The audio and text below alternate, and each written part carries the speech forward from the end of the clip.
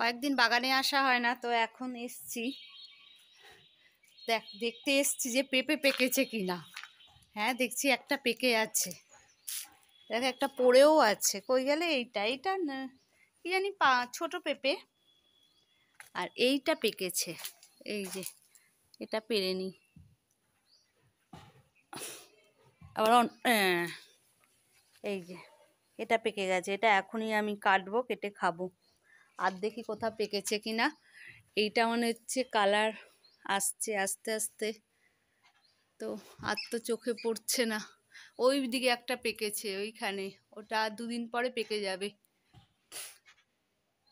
এইগুলো ওই দিকে আরো পেকেছে। একসাথে না পাকাই ভালো, কারণ একসাথে পাকলে আর খাওয়া যাবে না। এইখানে বড় পেঁপে একটা পেকেছে, আস্তে আস্তে পেকে যাচ্ছে সব।